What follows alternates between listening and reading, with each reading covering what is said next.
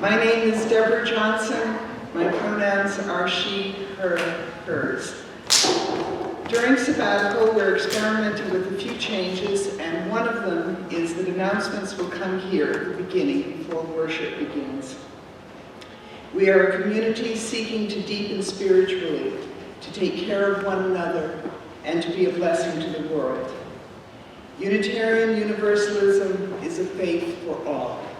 So bring all of who you are, all of your beliefs, identities, abilities, challenges, and gifts.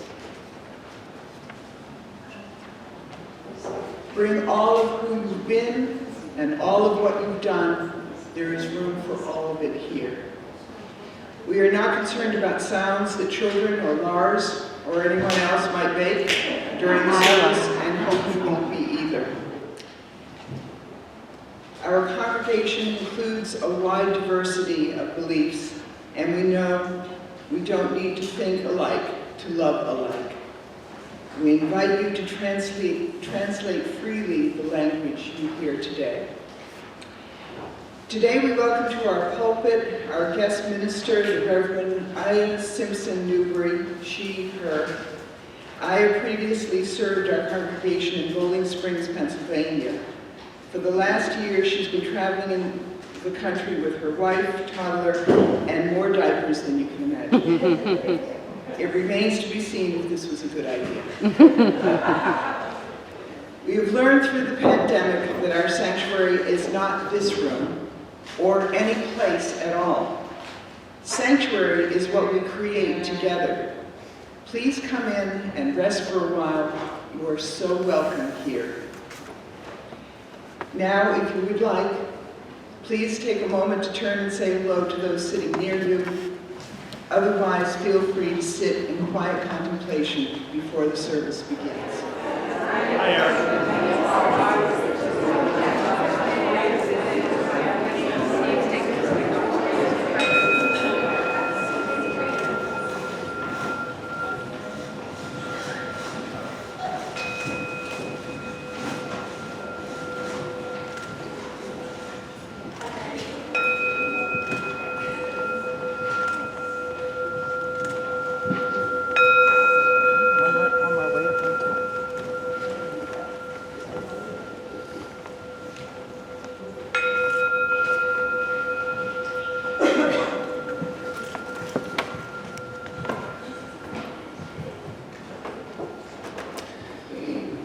Good morning. Good morning.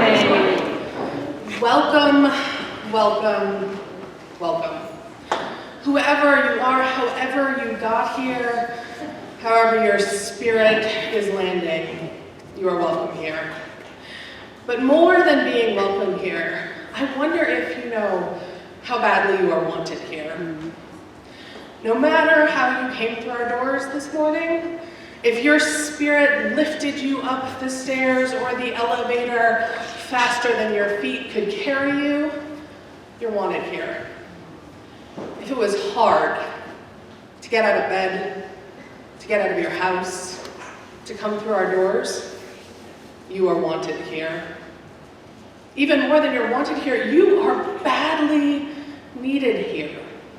Your loving hands, your open heart, every single part of you, even the parts that you're not sure about, we are. You are welcome here. You're wanted here. And you're badly needed here. Come, let us worship together.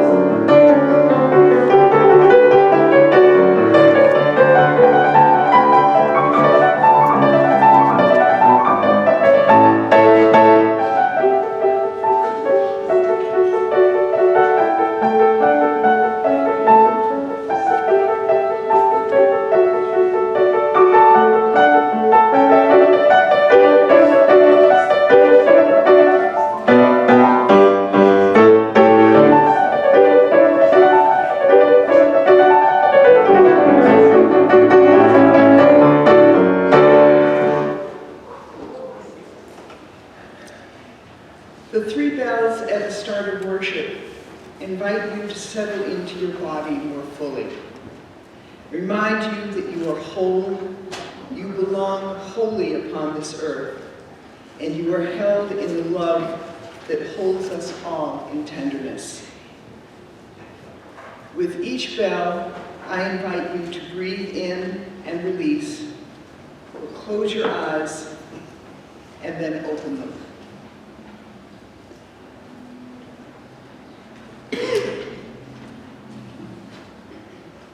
The first bell is for you.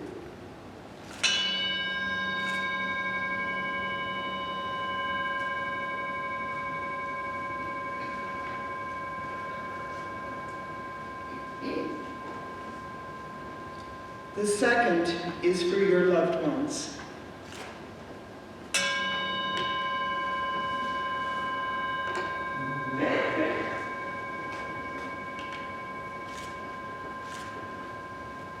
And the third is for our world.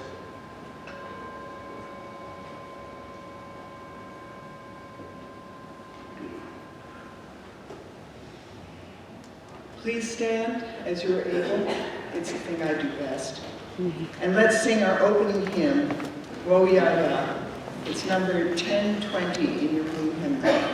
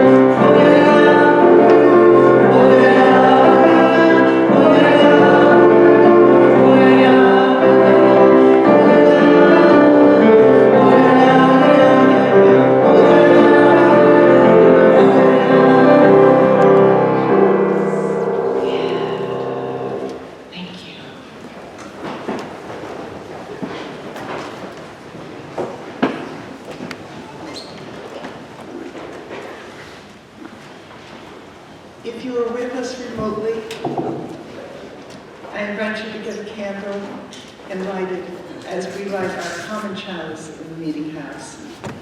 Haydee Adams will light our chalice today.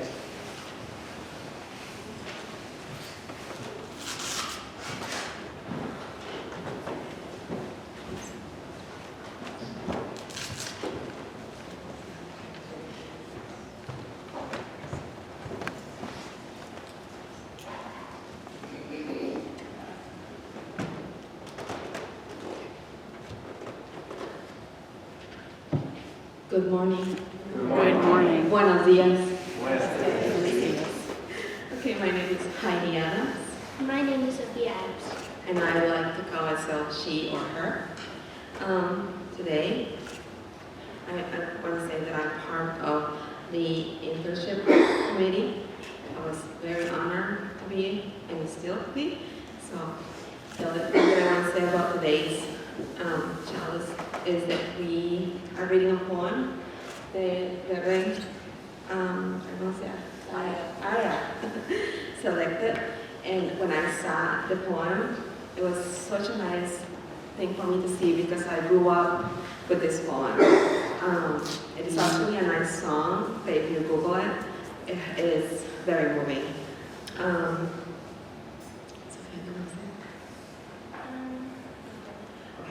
So the poem is called, let's see, Caminante no hay camino by Antonio Machado. Caminante no hay camino. Caminante son tus huellas, el camino y nada más. Caminante no hay camino, y al volver la vista atrás, se ve la senda que nunca se ha de volver a pisar. Caminante no hay camino, sino estrellas en la mar. And I'll be translating that. Travelers, your footprints are the only road, nothing else. A traveler, there is no road. You make your own path as you walk. As you walk, you make your own road. And when you look back, you see the path. You will never travel again. Traveler, there is no road. Only ships walk on the sea.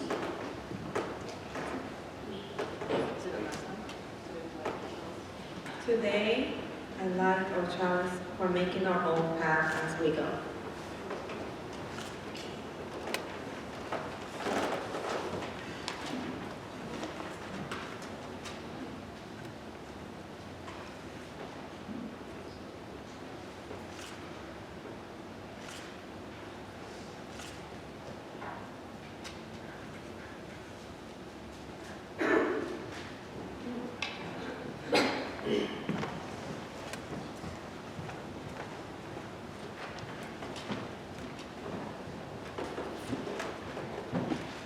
I invite Sophie Foster to come up and light a peace candle.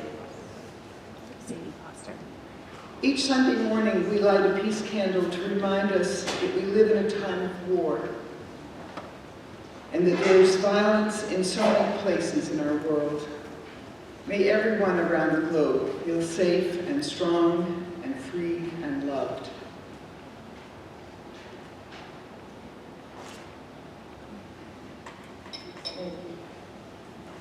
Please remain seated and join in singing Spirit of Life.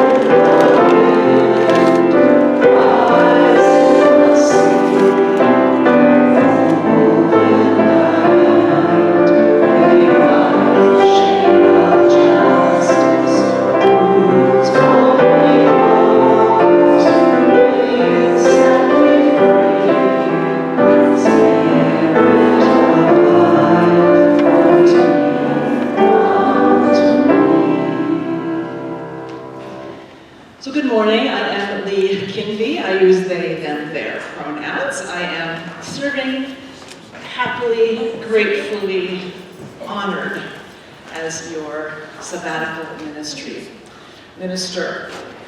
Right, I know who I am. This is our time for all ages, and Reverend Aija will be leading us, but we want to invite, while we prepare, anybody who would like to come forward to do so. Typically our youngsters do so, but hey, you are all welcome to come forward if you would like to. We won't forget the hand things. Oh my gosh, I've been forgetting over and over. And Rebecca tells me afterward, and I said, Rebecca, please tell me before I forget. Do you want to hold the mic while I do the hand signals? Absolutely. Okay. We are Unitarian Universalists with minds that think, hearts that love, and hands ready to help. And hug. Good morning, everyone. I'm Aija. I use she, her pronouns. And I'm going to warn you that if you didn't come to the front because you didn't want to participate in the Time for All Ages, that's not how it's going to work. So it just means that you don't get as good of a view. But we are all going to participate. And also you don't get first choice of leaves, which is very important. So I'm going to ask my little ones to each take just a couple of leaves, and then I'm going to ask them to go down the aisle with our basket so that we can all have leaves. Thank you. Okay. Got it? Okay. So who wants to be on basket duty? Oh, I've got you two down the aisle. Leaves for everyone. Okay. So while we get our leaves ready, I want to tell you a story about a little tree.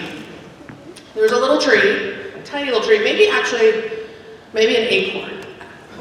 Maybe we're starting small.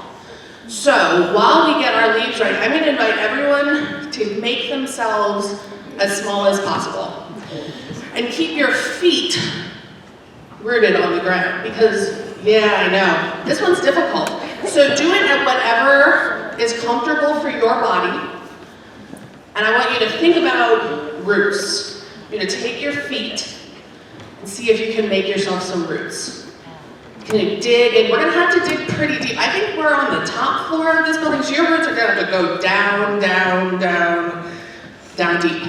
Can you feel them extending through the floor, through the ceiling, down through another floor, and down into the earth? Are you feeling rooted? We all feel rooted? Okay.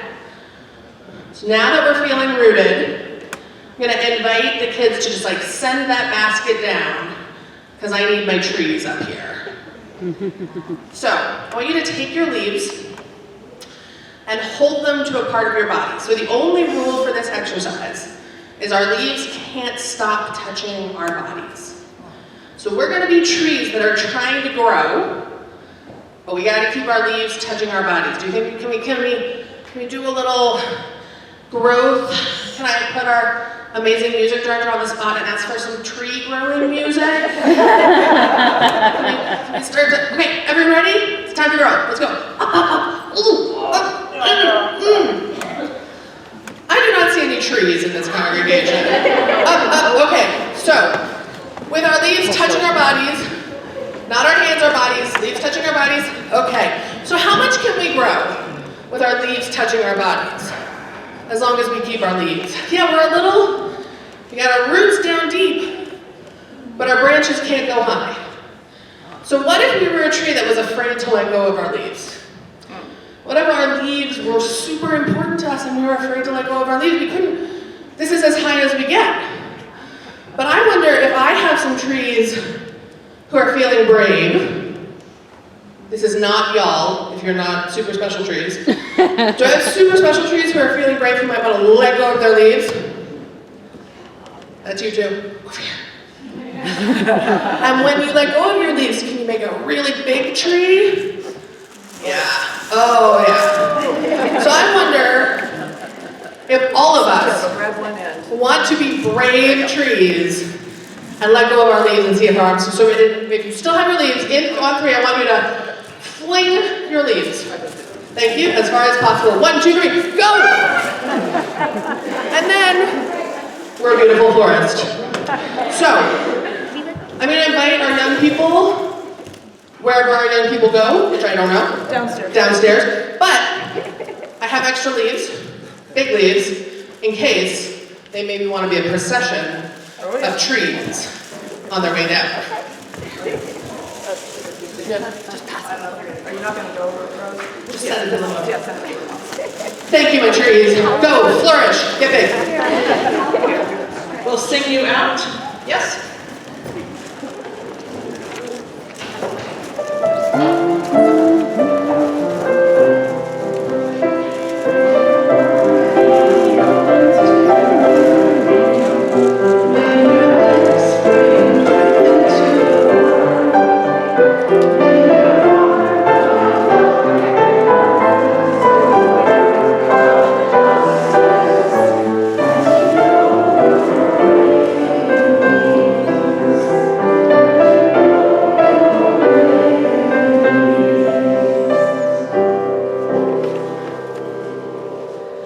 I love making a mess.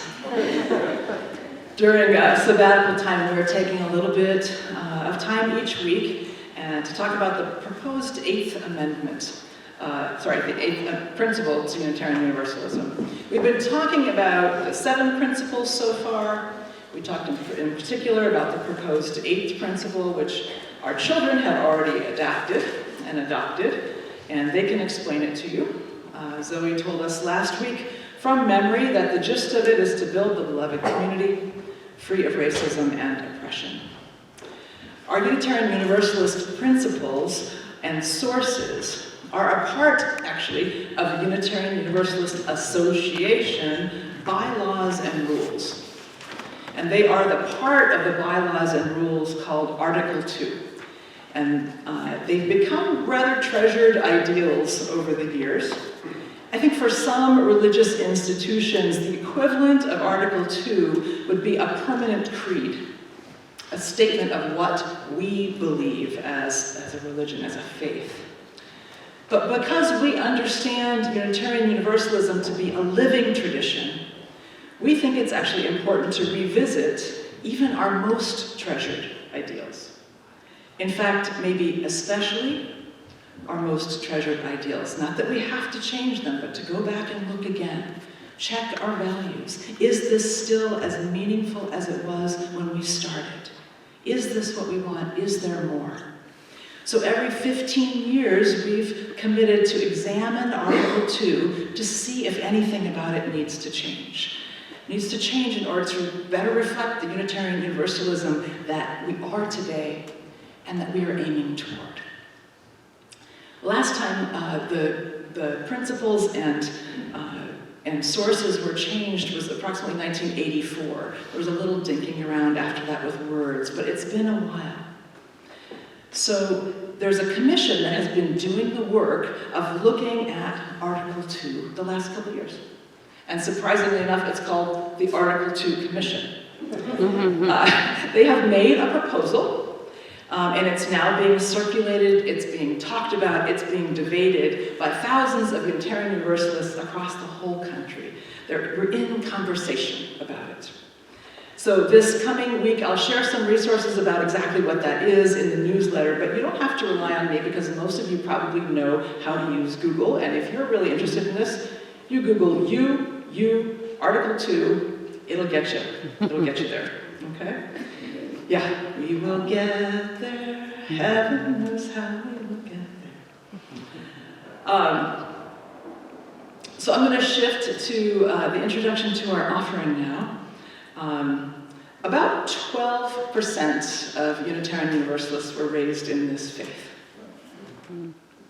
About 85 to 86% of us come from other faith traditions or from none.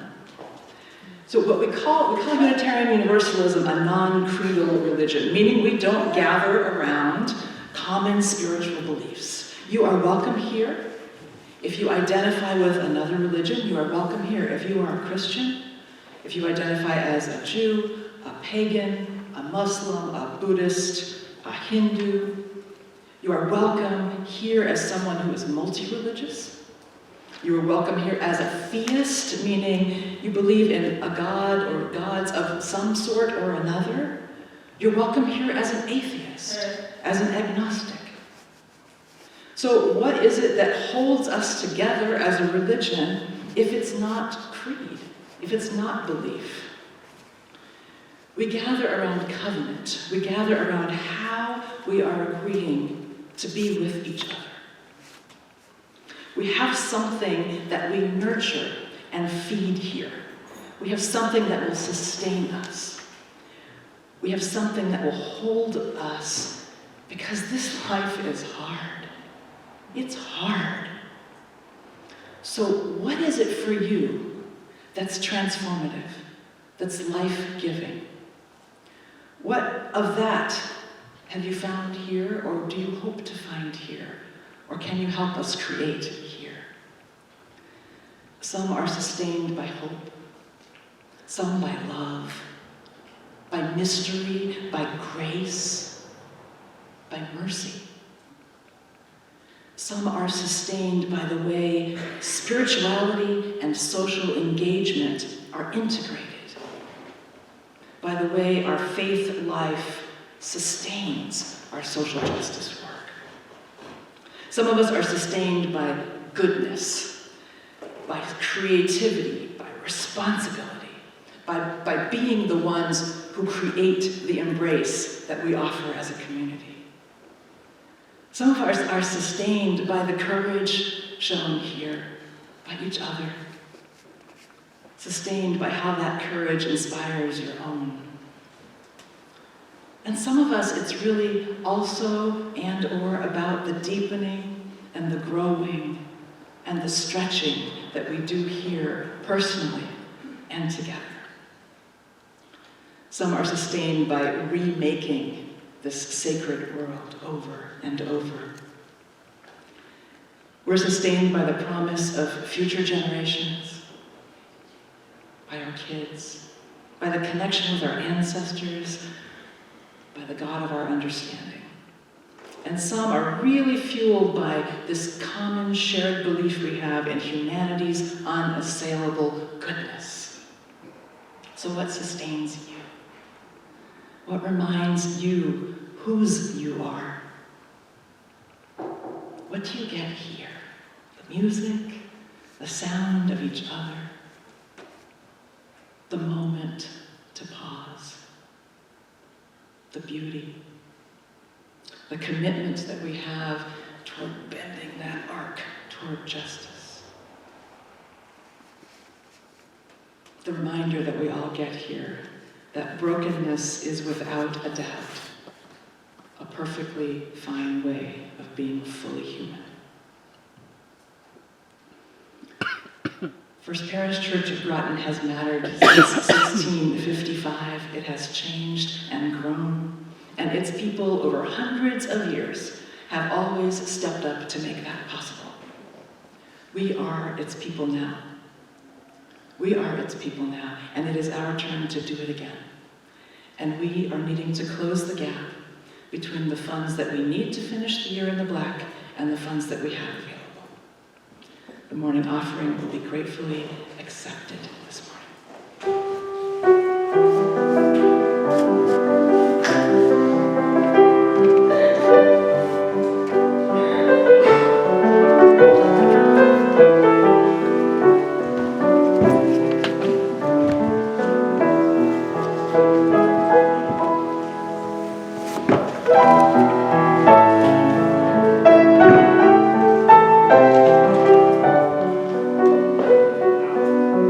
Thank you.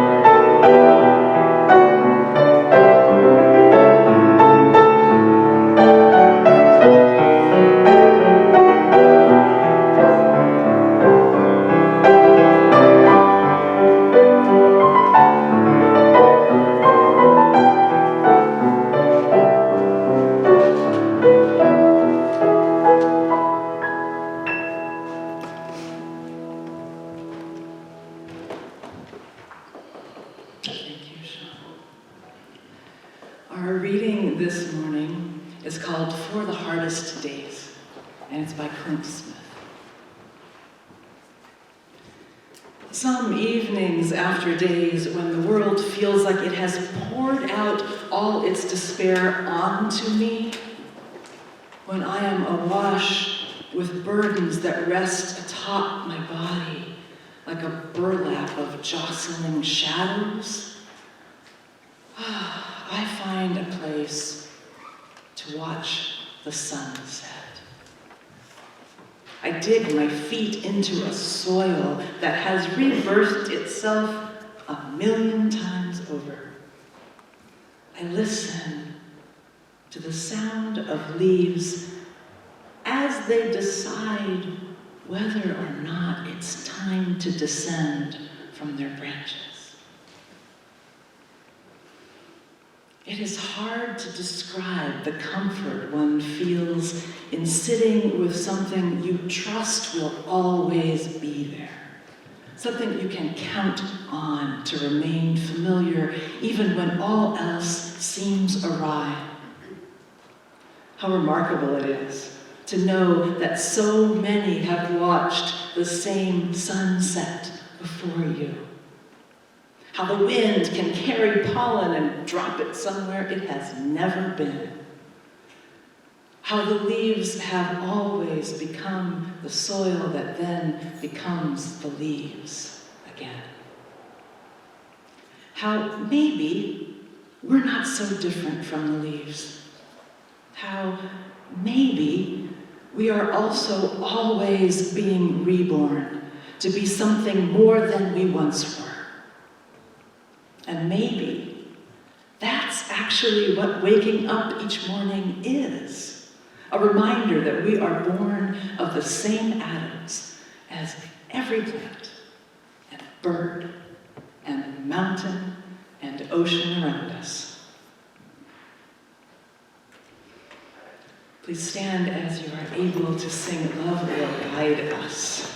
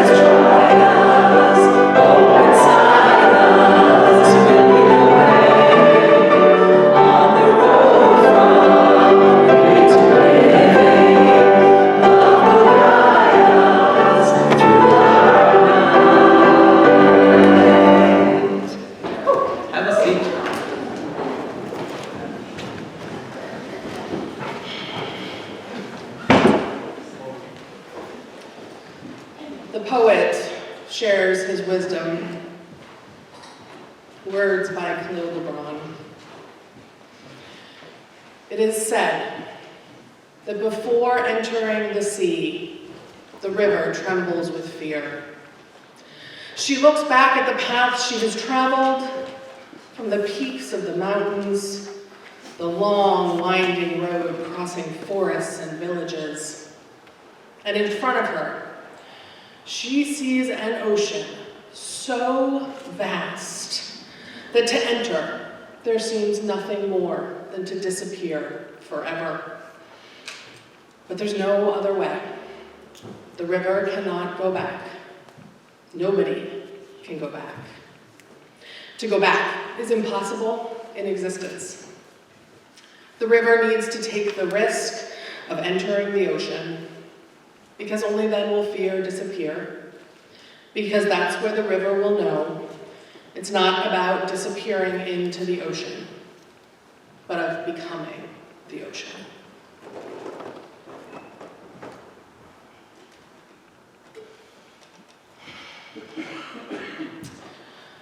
I was stuck. I was stuck between the world as I was being told it was and the world that I saw. A year ago, 2 years into our communal grappling with what it means to live in a time of pandemic, I didn't know what to do. I still don't know what to do. Spoiler alert. I didn't know what to do. I was being told that we were going back to life as it once was. And oh, I wanted to believe that was true. And yet, the world wasn't as it once was. People's lives were not as they once were.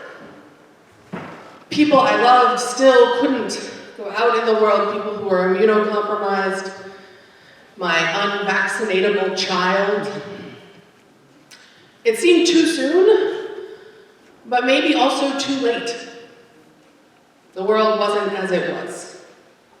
And yet, the world as it had been was getting mighty old. All of the technologies that had gotten us through were wearing thin. I tried to convince myself that Zoom worship was just as good. It is powerful, but it is not the same.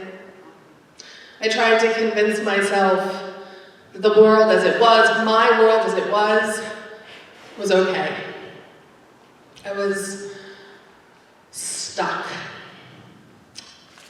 Stuck in a world that wasn't what I wanted it to be, but also wasn't abidable, it felt like, as it was. I had a fight. Tell me if this sounds familiar, with my wife, in which she said, well, you know, wearing masks in grocery stores for the rest of our lives wouldn't be so bad. And I just about lost my mind. And here's the thing, it's not because she was wrong. On the scale of human existence, of things that are actually hard, compared to the hard things many of us do every day and in our lives, wearing a mask in a grocery store is not actually that difficult. But for me, in that moment, it was a representation of all that I had lost, of everything I wanted, everything that wasn't true anymore. Did y'all have those fights with your loved ones? The ones that in retrospect, no one was right and no one was wrong.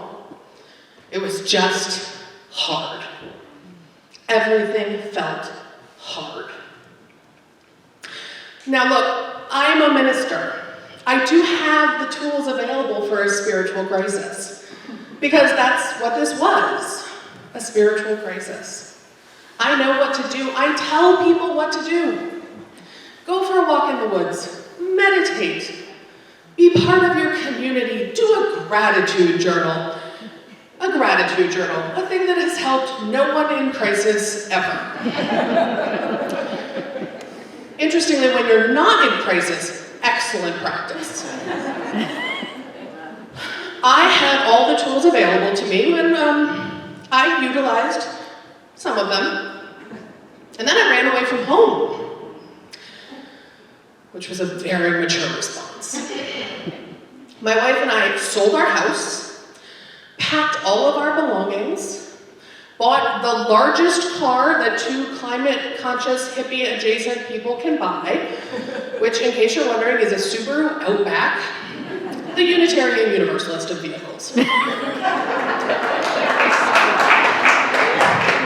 How many are in the parking lot right now? Bought this car, we packed ourselves and our stuff, and and our son and his stuff, hence the diapers mentioned earlier. And we went on the road. The idea was that we would go see all of the people we loved, all of the people we had been missing so desperately. We would fill up our cups of connection. We would return to our beloved community, scattered across the world. And so we went.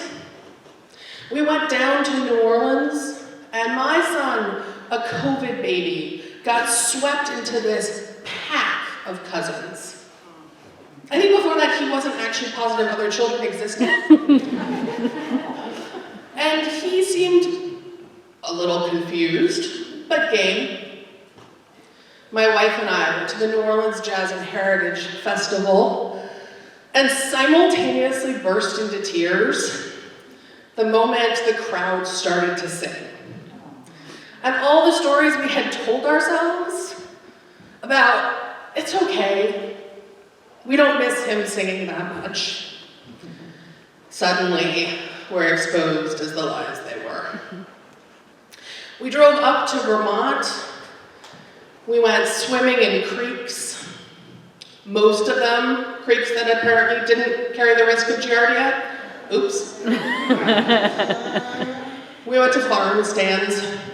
We played with our grandparents. We felt like breathed in deeply for the first time in 2 years. We drove across the country gathering trips, gathering time together, like stringing pearls on a necklace. Each one more beautiful than the one before. We saw cousins and friends. We drove through Navajo land that was so beautiful that it almost distracted me that I had to pee for 5 straight hours.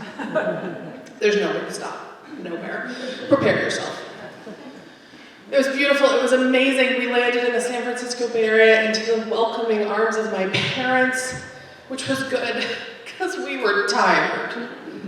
Turns out that life-changing trips require quite a lot of planning.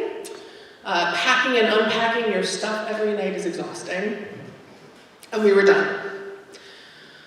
Partially because of the logistics, but mainly, I think, because we were lonely. We had spent 8 months visiting, coming together with the people we loved, and then we left. We went to New Orleans, and my son played with his cousins, and then we left.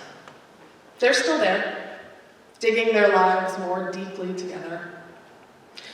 We went up to Vermont and left just in time to have figured out where the exceptional tomatoes were, as opposed to the very good tomatoes at the farm stands. Just in time to know our way around, to have felt our feet start to know the land.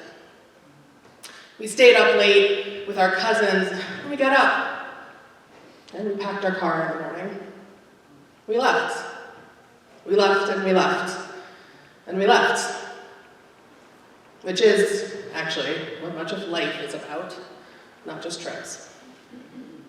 I think everyone thought, that we were going to find our perfect place, where we loved, where we were comforted, and we would stay. But instead, we found our perfect place, where we were loved, and where we were comforted, and then we left. Again and again and again.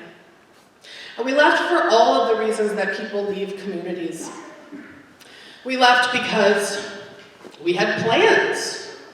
We can't ignore our plans. And we left because we had other people we wanted to see. We couldn't let that go. And we left because, as magical as every place was, no place was perfect. And because to stay in one place would be to let go of the idea of all the other places. We did this with churches along the way, with our families. Some of you may have done this with families and places and churches. Maybe before you found this place, or maybe you're sitting in this place still wondering if this will be the last, if this is where you will make land. What we finally had to acknowledge is there's no perfect place. There's no place that is going to fill every need of your heart. There was no place that was going to unstick our lives. I was still stuck 8 months later. The world was still not as I wanted it to be. And the world as it was sometimes hard. There's no perfect place. There's just the one you choose. And you have to choose one. The river needs an ocean. And we need each other. When I was doing all those shiny ministerial things to try and get myself unstuck, when I was walking in the woods and doing gratitude journals, I forgot the one piece of medicine that the poet tells us is available to those whose hearts hurt. Look into the face of the one you love. Look into the faces of the ones you love, of the communities and the places that you have picked, that you have let yourself be absorbed by. We need to pick. We need to commit. We need each other. And my, what a terrifying thing that is. We need each other in our imperfection, in our communities that aren't going to be exactly what we want them to be, in the times in our lives that are not perfect. We need each other more than we could possibly know. We need each other more than we know. We need this place more than we know. Let us remember to rest here, this place where we have made land. May it be so. Amen.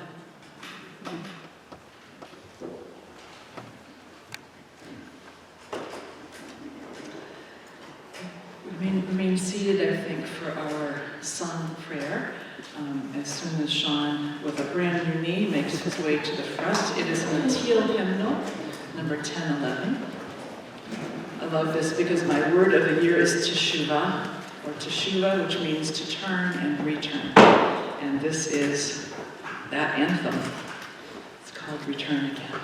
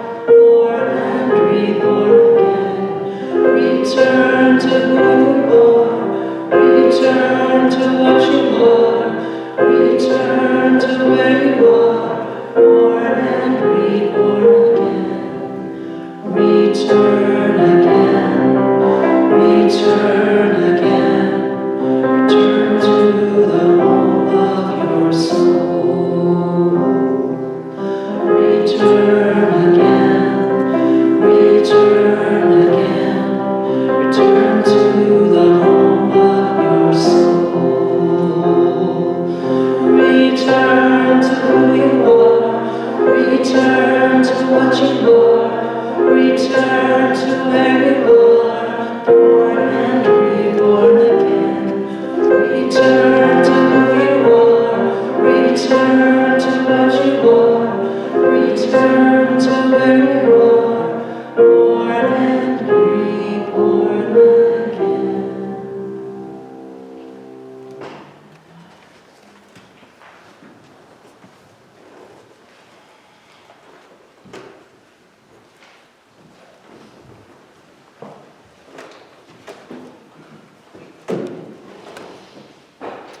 There's an old Universalist prayer. It goes something like this. There is a love holding me. There is a love holding all I love. There is a love holding all. I rest in this love. There is a love holding you. There is a love holding all you love. There is a love holding all. You rest in this love. There is a love holding us. There is a love holding all we love. There is a love holding all, and we rest in this love. Let yourself rest in this love. It is waiting to hold you. The only thing you need to do is believe it's there.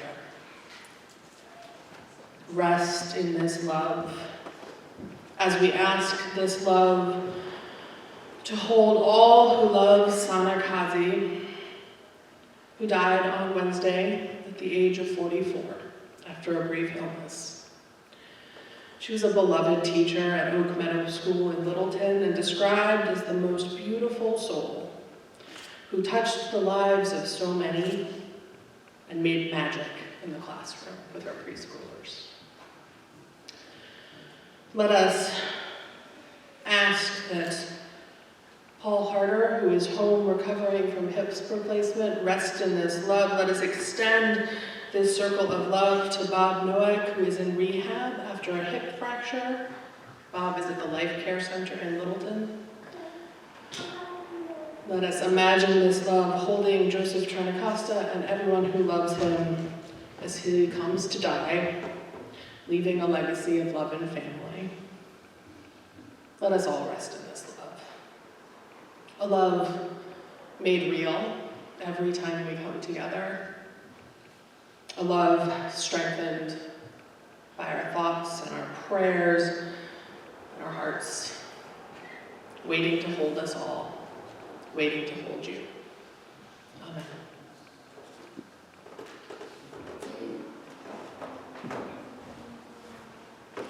I invite you to rise as able for our closing hymn, the great hymnal, One More Step, number 168.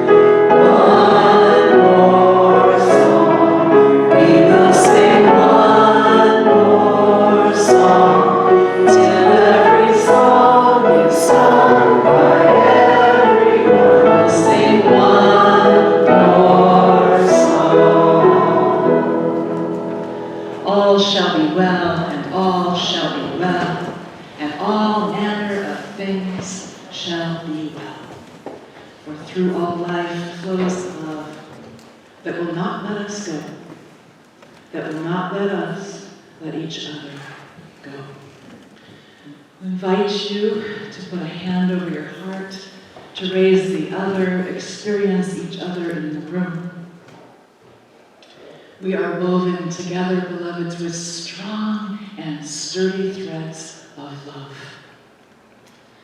Go in peace and be a blessing to the world. Amen.